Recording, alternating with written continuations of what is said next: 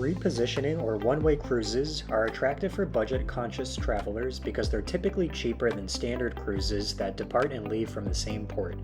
Take my cruise from this past April, from Los Angeles to Vancouver, which came out to only about $90 per night per person, and that's factoring in gratuities. Surprisingly, these repositioning cruises aren't that popular because there's often a fear of boredom.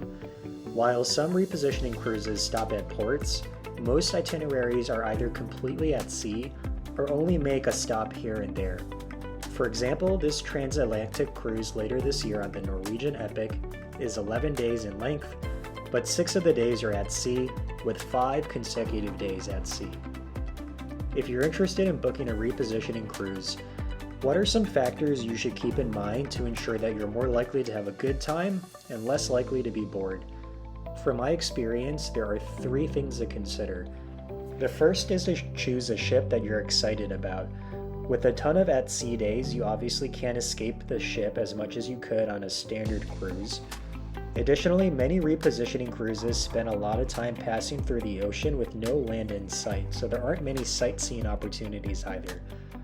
Determining what's exciting on a ship is of course a highly personal decision, but for me I tend to like newer ships built 2018 or later, where there are plenty of food options and activities. On the newer ships, you often find elaborate water parks with multiple slides, rock climbing walls, zip lines, go-kart tracks, laser tag, mini golf, and even skydiving simulators. Many newer ships also feature immersive and technology-driven experiences. The second factor to consider is, unless you're someone that doesn't get bored easily, choose an itinerary where you're not at sea for more than 3 to 4 days in a row. Cabin fever is a real thing, and even if you think you can stay happy on the ship the whole cruise, you'll want to have at least the option of getting off the ship at least once in case you're wrong. The third factor to consider is to determine whether you see yourself enjoying most of the onboard activities, given that you'll be stuck on the ship. If you're going to be at sea most of the time, you'll want to see yourself attending at least 50% of the activities. I find that a good rule of thumb. Cruise activities on repositioning cruises generally fall under the following 5 categories. The first is eating. It's the most obvious and arguably the most important.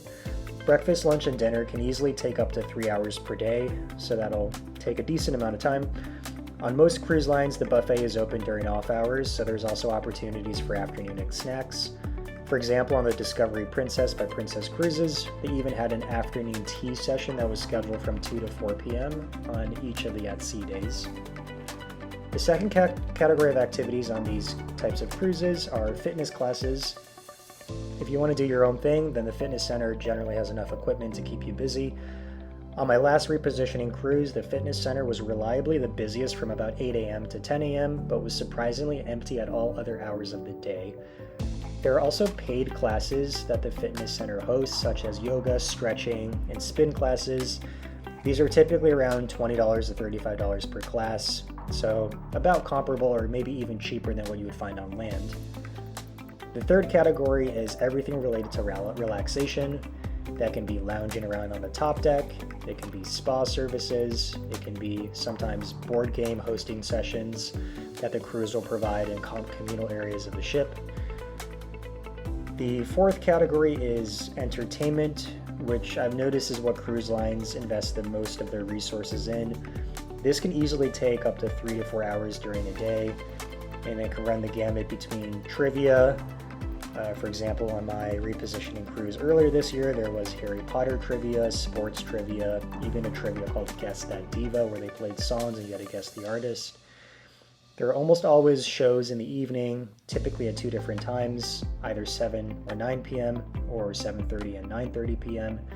And then of course most cruise ships have some form of casino, sometimes with a smoking and a non-smoking area.